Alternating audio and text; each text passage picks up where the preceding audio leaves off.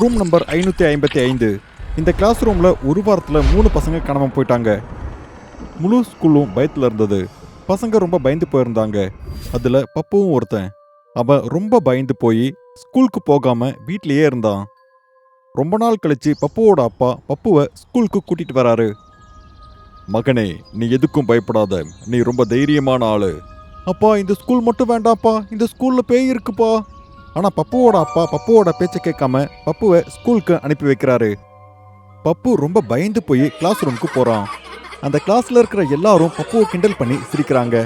பப்பு திரும்பவும் வந்துட்டான், இவனை கண்டிப்பாக பேய் பிடிச்சிட்டு போயிடும். அந்த பசங்க சொன்னதை கேட்டு பப்பு ரொம்ப பயந்து போயிடுறான். அப்போ அங்கே குட்டு வரான். நீ எதுக்கும் பயப்படாத பப்பு, இவங்க சும்மா உன்னை கிண்டல் பண்ணிக்கிட்டு இருக்காங்க. குட்டு இப்படி சொல்லிட்டு பப்புவை தான் பெஞ்சிலேயே உட்கார வைக்கிறான்.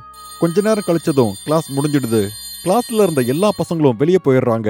ஆனா பப்பு மட்டும் எங்கேயும் போகாம பெஞ்சில் உட்காந்து லஞ்ச் சாப்பிட்றான். அப்ப அந்த கிளாஸ் ரூம்ல யாரோ ஒருத்தவங்களோட அலறல் சத்தம் கேக்குது. அதை கேட்டு பப்பு பயந்து போயிடுறான். அவனோட பேண்டே ஈரமாயிடுது. யாரு யாரு? அப்ப கிளாஸ் ரூமோட பிளாக் போர்டுல ஒரு பேய் தெரியுது. அதுல இருந்து ஒரு நீளமான கை வந்து பப்புவை பிடிச்சிடுது. பப்பு ரொம்ப சத்தமா கத்த ஆரம்பிக்கிறான். காப்பாத்துங்க காப்பாத்துங்க! பப்புவோட சத்தம் கேட்டு செக்யூரிட்டி கார்டு எழுந்துடுறாரு. ஐயோ, ரூம் நம்பர் 55ல இருந்து யாரோ ஒருத்தங்க கத்துறாங்க. உடனே செக்யூரிட்டி கார்டு எழுந்து ரூம் நம்பர் 555க்கு ஓடுறாரு. அப்ப அந்த பேய் பப்புவை அந்த இடத்துல இருந்து எடுத்துட்டு போயிருந்தது. பப்புவோட லஞ்ச் பாக்ஸ் அங்க கீழே கிடக்குது. அங்க இருந்த பிளாக் போர்டுல ரத்தமா இருக்கு. செக்யூரிட்டி கார்டு உடனே விசில் அடிக்கிறாரு. உடனே எல்லா பசங்களும் ரூம் நம்பர் 555 நோக்கி வேகமா ஓடி வராங்க.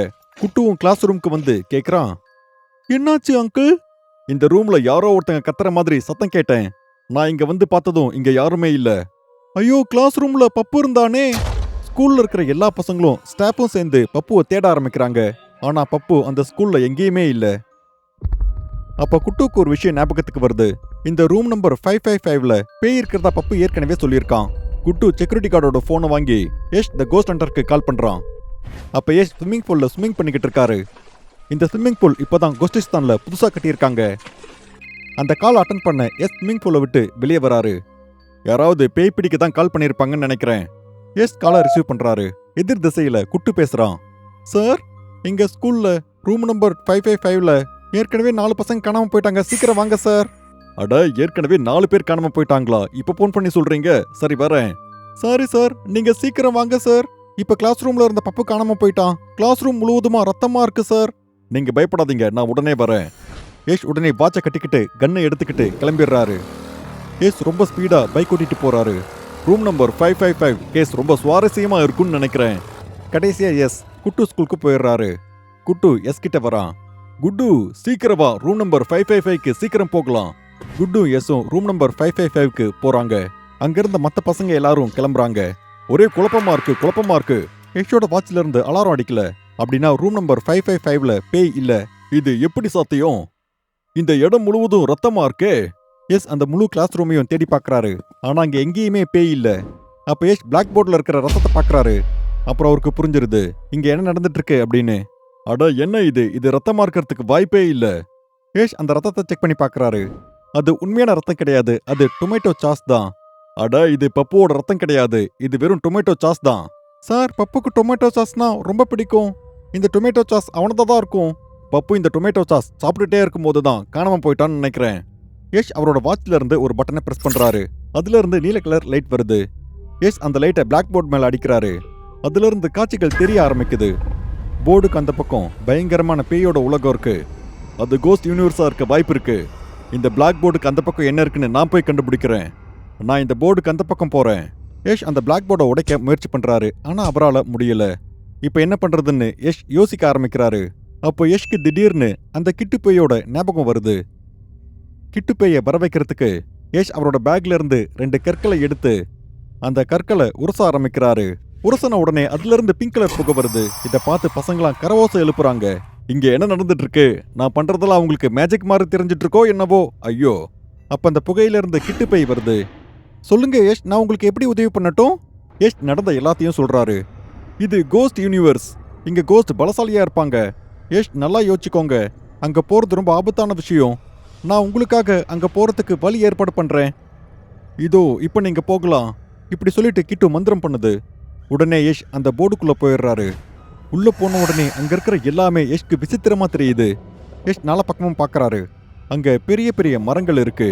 அது பார்க்க ரொம்ப பயங்கரமா இருக்கு. பப்புவும் அவனோட 3 கிளாஸ்மேட்டும் எங்க போனாங்க? இப்படி சொல்லிட்டு யஷ் முன்னாடி போறாரு. தெரியாதனமா எதையோ மெரிச்சிடுறாரு.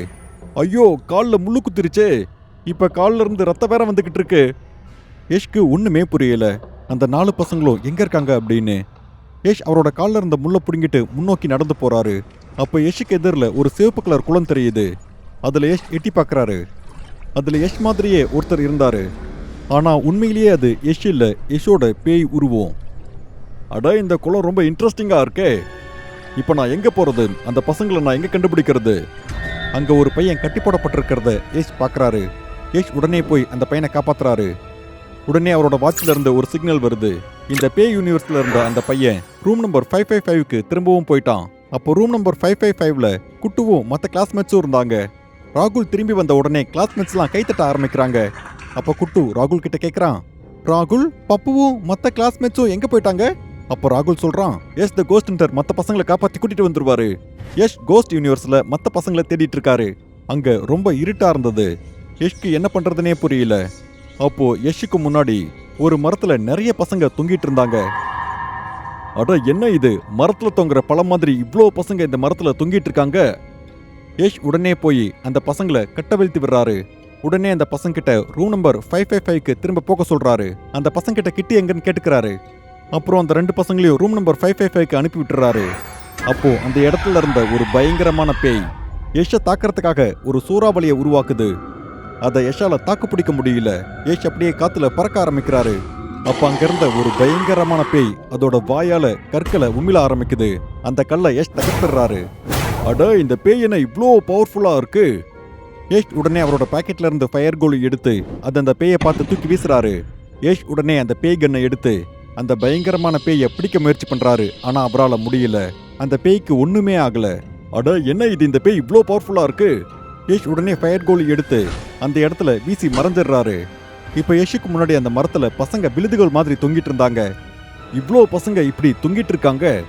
இதுல உண்மையான பப்பு யாருன்னு நான் எப்படி கண்டுபிடிக்கிறது? அப்போ ஒரு பையன் யஷை பார்த்து சிரிக்கிறான். ஏய், நீ தான் பப்புவா? ஆமா சார், நீங்க தான் என்ன இங்க இருந்து காப்பாத்தணும். யஷ் உடனே அவரோட வாட்ச்ல கிட்டுக்கு சிக்னல் அனுப்புறாரு.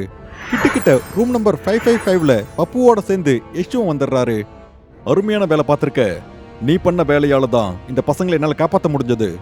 ஏஷ், நீங்க போனது பயங்கரமான கோஸ்ட் யூனிவர்ஸ். அங்க இருக்கிற கோஸ்டுக்கெல்லாம் ரொம்ப பவர்ஃபுல்லான சக்திகள் இருக்கும். அதை கட்டுப்படுத்துறது ரொம்ப கஷ்டம். ஏஷ் அவரோட வாட்சை பயன்படுத்தி அந்த கோஸ்ட் யூனிவர்ஸை பார்க்கறாரு. ஆனா அது தெரியல. ஐயோ, என்ன இது? இந்த டோர் இப்ப ஓபன் ஆகல. அந்த கோஸ்ட் யூனிவர்ஸ்ல தொங்கிட்டு இருந்த பசங்களா உண்மையான பசங்களா? இந்த ஸ்கூல்ல இருந்து கடத்திட்டு போன பசங்களா?